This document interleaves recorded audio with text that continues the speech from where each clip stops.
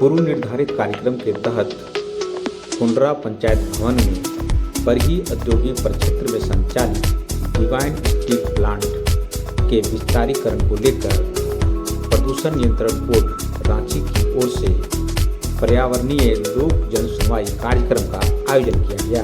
इस कार्यक्रम की अध्यक्षता एसडीओ पूनम हुजूर एवं संचालन झारखंड राज्य प्रदूषण नियंत्रण बोर्ड के आरओ क्षेत्रीय प्रबंधक इंद्र कुमार सिंह एवं कंसल्टेंट एग्जीक्यूटिव मनीष भूषण ने किया।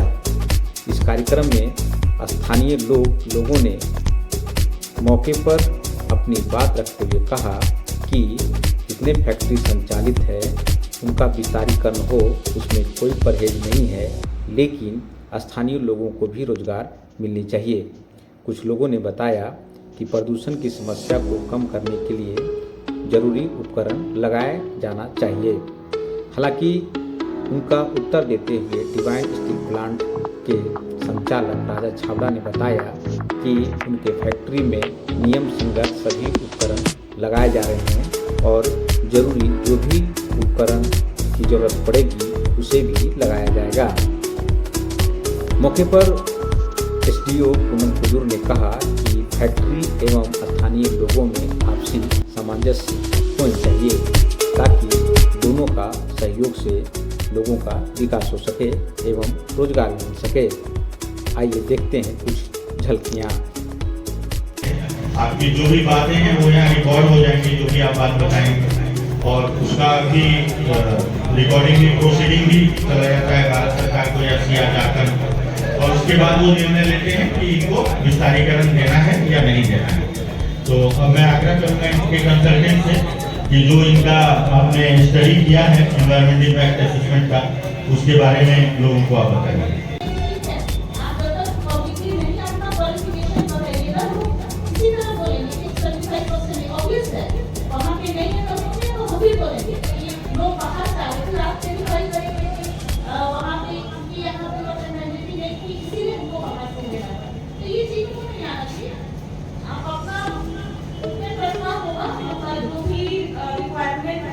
और यहाँ जितने भी हैं सभी रिक्वेस्ट करेंगे कि हर चीज के लिए जो भी रिक्वायरमेंट है उसकी अकॉर्डिंग ही मिलेगी। तो वो 75% का हुआ और हम उम्मीद करते हैं कि वो चीज आप लोग दोनों सहमति हो। ये साथ मैंने आपसे बात करी है, एक दो बार हमको व्हाट्सएप से न्यूज़पेपर के माध्यम से पता चला कि एक कैंप एक मेडिकल कैंप लगेगा, लेकिन उस तरह से नहीं लगते। ये बात है भी उम्मीद करेंगे कि ये कैंप्स मेडिकल कैंप्स करने चाहिए क्योंकि ये आप ही जानते हैं मेडिकली गवर्नमेंट की तरफ से संचालित तो शायद एक दो कैंप होंगे, लेकिन अगर आप 7 लोग भी अगर करेंगे तो अपना वो 7 काउंट करेगा, हम करेंगे तो अपना 1 काउंट करेगा। दूसरी चीज प्लांटेशन, लास्ट टाइम हुआ था कि ओपन में हम सजेस्ट किए थे ओपन में नहीं होना चाहिए और लोगों का पार्टिसिपेशन होना चाहिए। तो वो और ये साथ में जो रिक्वायरमेंट है एटलीस्ट जो आपके मार्क्स में है वो हम ये भी कर सकते हैं कि डिमांड है। और सबसे इम्पोर्टेंट जो गैप हर बार है पब्लिक एंड फैमिली के बीच में जो डेमोन्स्ट्रेटिंग जो गैप है फिलिंग होता है। ठीक है, एक कॉमन मैन को आप अगर बात नहीं मानेगा, लेकिन यहाँ की जो भी जनप्रतिनिधि है जो कर रहा है वो ऐसा पार्ट आपको हेल्प करने के लिए है। तो हम यही चाहेंगे कि ये सजेशन है मेरा और शायद सर तो एक आप सपोर्ट के लिए भी एटलीस्ट 2 महीना में 3 महीना में जो जनप्रतिनिधि उतना है मुझे से ही सजेशन दीजिए। ये दोनों प्रमुख पदधारी होते हैं, अगर ये तीनों जो पदधारी है इनका सजेशन दे रहे मतलब ये बड़ी होना सभी पब्लिक सजेशन दे रहे। और सभी हम ये जो रिक्वेस्ट करेंगे जो पदधारी है हम इसके पदधारी बोल रहे हैं क्योंकि हम भी चाहेंगे आप भी चाहेंगे कि जैसा भी आप कोई बोल रहे थे कि हम गए थे में अगर पदधारी हैं और इन्हीं की तरफ से आना चाहिए कि हम फलाने दिन बैठक करें, सजेशन ही आना चाहिए। आप क्या नहीं आगे प्रकार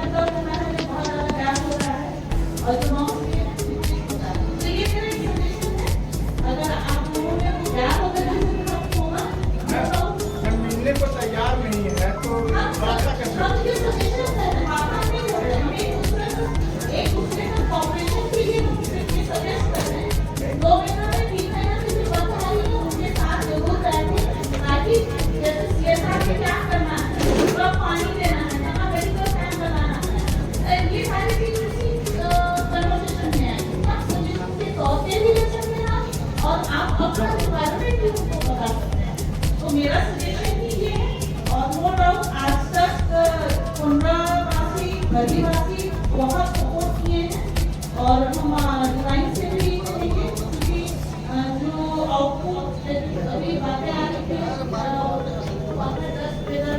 वो शायद आप करेंगे, लेकिन अगर इस तरह की कंप्लेंट्स नहीं तो प्लेस और ये तो अच्छी बात है। हम लोग मेहनत करेंगे 15 में हुआ आगे चाहे कि किस तरह ऐसे भी बैठक को और दोनों की तरफ से जब तक पॉजिटिव कन्वर्सेशन होगा ये हम लोग अच्छे स्टेज में नहीं जा पाएंगे, लेकिन आज भी ये बहुत पॉजिटिव नेचर के हैं। आपको इससे हेल्दी मिलेगा, बस आप अपना रिक्वायरमेंट अपनी यूनिटी है वो जरूर से शेयर करेंगे। का हार्दिक स्वागत करता हूँ। Messrs divine steel private limited एक मौजूदा स्टील प्लांट है जो कि प्लॉट नंबर 13 आईए बरी औद्योगिक क्षेत्र गांव कोंडरा थाना बरी जिला हजारीबाग झारखंड में स्थित है। प्रस्तावित परियोजना में कंपनी द्वारा इकाई का विस्तारीकरण और आधुनिकीकरण करने का प्रस्ताव है, जिसमें कंपनी द्वारा 15 टन के इंडक्शन फर्नेस के माध्यम से एमएस बिलेट्स का उत्पादन 27,000 टन प्रति वर्ष से 1,88,000 शॉर्ट टीपीए तक करने का प्रस्ताव है, जिसमें मौजूदा 12 टन के इंडक्शन फर्नेस के साथ अतिरिक्त 15 टन के इंडक्शन फर्नेस और एलआरएफ स्थापित की जाएगी। इकाई सबसे पहले बिहार झारखंड प्रदूषण नियंत्रण बोर्ड से सहमति प्राप्त करने के बाद Messrs divine steel private limited के नाम से स्थापित की गई, जिसमें 27,000 टन एमएस बिलेट का उत्पादन किया जा रहा है। वर्तमान में इकाई झारखंड प्रदूषण नियंत्रण बोर्ड से एक सहमति प्राप्त करके इकाई का संचालन कर रही है। ये जो परियोजना की जो जनशक्ति की आवश्यकता होगी, इसमें इकाई में मौजूदा जनशक्ति 56 है और प्रस्तावित विस्तार में अतिरिक्त 194 लोगों की आवश्यकता होगी, जिसमें आसपास के लोकल लोगों को प्राथमिकता दी जाएगी। परियोजना के लिए जो भूमि की आवश्यकता है वो मौजूदा 2.25 हेक्टेयर भूमि में ही किया जाना है, इसके लिए कोई अतिरिक्त भूमि की आवश्यकता नहीं होगी। मौजूदा पानी की आवश्यकता 35 KLD की है और विस्तार के बाद इसकी क्षमता 270.5 KLD होगी, जिसकी पूर्ति भूजल से की जाएगी। बिजली की आवश्यकता मौजूदा 3.8 मेगावाट है और प्रस्तावित 17.8 मेगावाट होगी, जिसकी पूर्ति डीवीसी द्वारा की जाएगी। अब परियोजना में लगने वाले जो कच्चे माल हैं वो sponge iron, pig iron, scrap, ferroalloy आदि होगा, जिसको आसपास के लोकल मार्केट से 1 मार्च 2023 से 31 मई 2023 तक का पर्यावरण अध्ययन किया गया था और डेटा एकत्रीकरण की निगरानी की गई, जिसमें सभी पैरामीटर सीबी मानकों के भीतर पाए गए और जो वातावरण पर पड़ने वाले संभावित प्रभाव भी होंगे। कच्चे माल के परिवहन, लोडिंग, अनलोडिंग और इंडक्शन फर्नेस के ऑपरेशन के दौरान फ्यूजिटिव एमिशन होगा, जिसके लिए जो इंडक्शन फर्नेस लगाई जा रही है उसमें पल्स जेट बैक फिल्टर और साइक्लोन साइज स्पार्क कैरिस्टर लगाए जाएंगे, जिससे प्रदूषण कम हो जाएगा। जल का उपयोग मुख्य रूप से कूलिंग के लिए किया जाएगा। प्रक्रिया से निकलने वाले अपशिष्ट जल को न्यूट्रलाइजेशन बेड में ट्रीट किया जाएगा और घरेलू अपशिष्ट जल को सेप्टिक टैंक में ट्रीट किया जाएगा। परियोजना में निकलेगा ठोस अपशिष्ट भी निकलेगा, जैसे इंडक्शन फर्नेस स्लैग, मिल स्केल, कटिंग और फिल्टर डस्ट निकलेगा। इसमें से निकलने वाले स्लैग को मेटल रिकवरी के बाद कंस्ट्रक्शन फिलिंग के लिए बाहर पार्टी को भेजा जाएगा और मिल स्केल और कटिंग को पुनः इंडक्शन फर्नेस में स्क्रैप के रूप में उपयोग किया जाएगा। और जो खत्म निकलने वाला थोड़ा बहुत अपशिष्ट रहेगा, जैसे यूज ऑयल हो गया, इसको रिसाइकल को किया जाएगा। और ग्रीन बेल्ट डेवलपमेंट को ग्रीन बेल्ट के रूप में कुल क्षेत्र के 33% यानी 1.8 से हेक्टेयर में ग्रीन बेल्ट डेवलपमेंट किया जाता है, जिसमें परियोजना प्रस्ताव लगभग 5500 पेड़ लगाए जाने का प्रस्ताव है। रेन वाटर हार्वेस्टिंग सिस्टम भी अपनाया गया है, जिससे भूजल में मदद मिलेगी। तो परियोजना से होने वाले जो लाभ है, प्रस्तावित विस्तारित परियोजना से आसपास के लोकल लोगों को रोजगार मिलेगा, राज्य के लिए राजस्व मिलेगा और आसपास के गांव का विकास होगा। धन्यवाद। बहुत लकी है कि आपके गांव में, आपके पंचायत में, आपके ब्लॉक में इंडस्ट्री लगा हुआ है।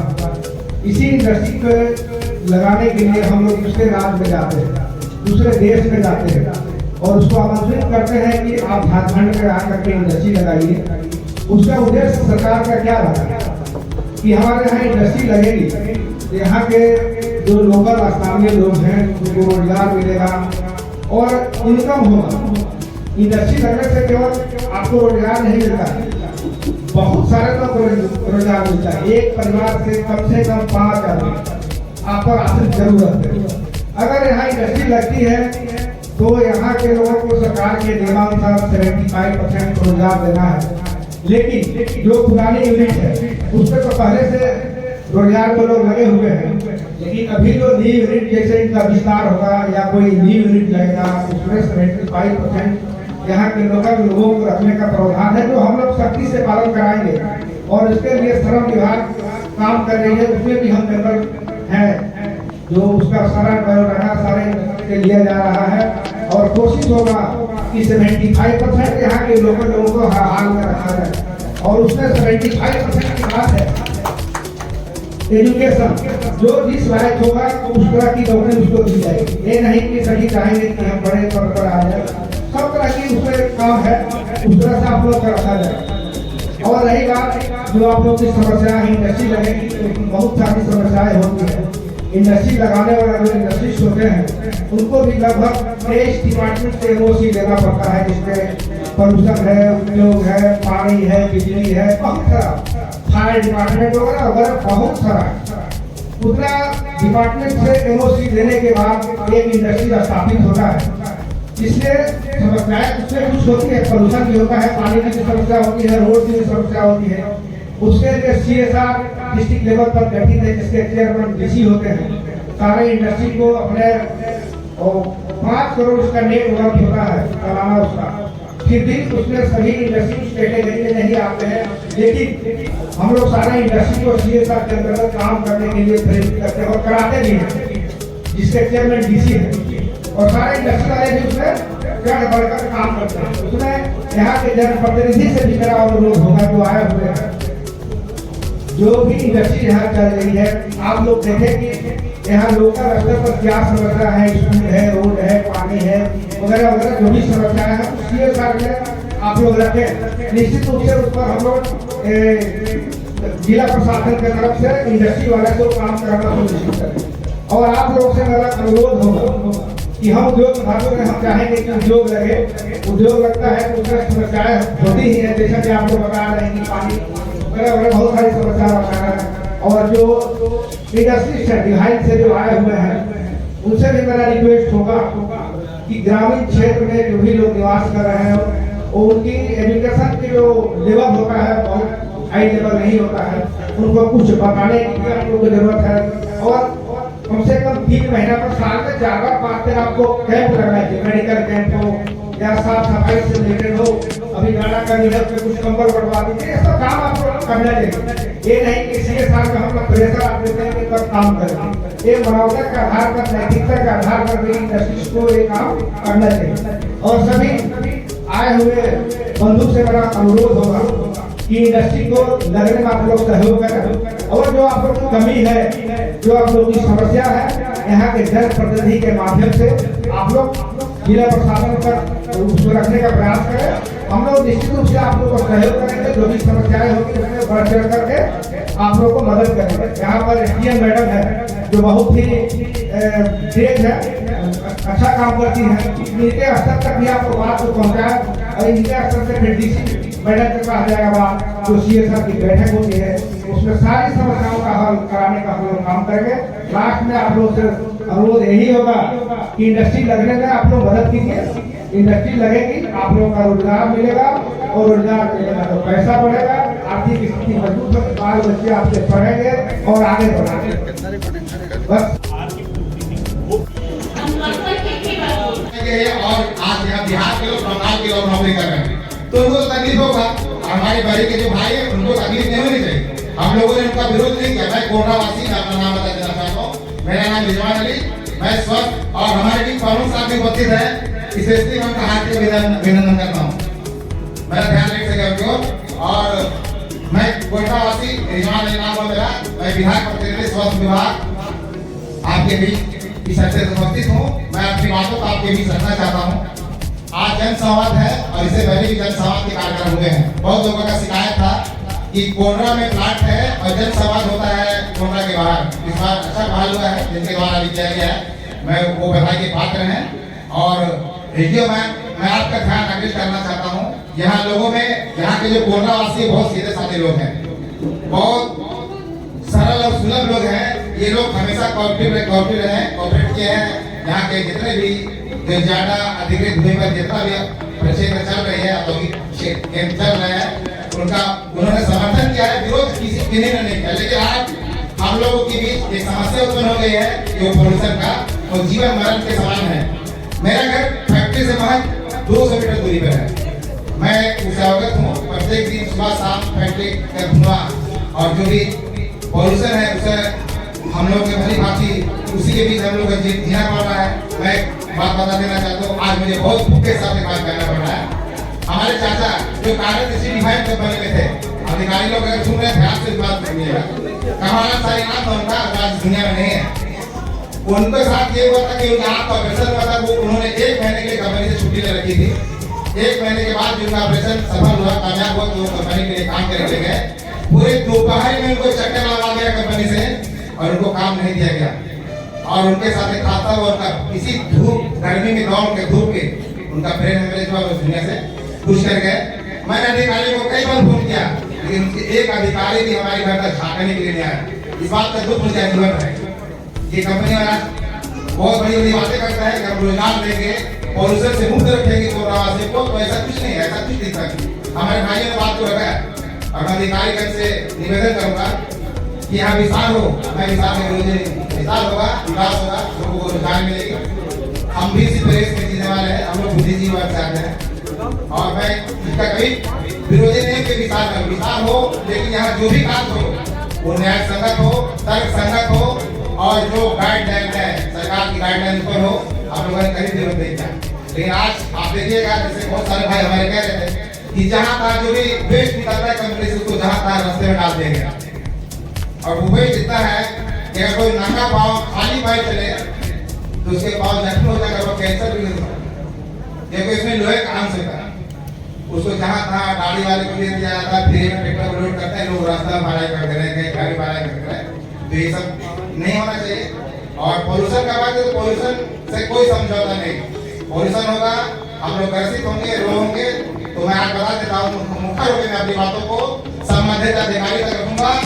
जहाँ लिखना मैं लिखूंगा, जहाँ बैठना हो मैं बैठूंगा, और मेरी जान की बात है कोरोनावासी को लगाना पड़ेगा, तो मैं पीछे नहीं हटूंगा। मैं अधिकारी को इस मैसेज चेतावनी देता हूँ कि अपने कार्य शैली में सुधार करें और जो सरकार का गाइडलाइन है, जो आपके प्रदूषण विभाग का जो गाइडलाइन है, काम करें, आपको कहीं से कोई दिक्कत नहीं होगा।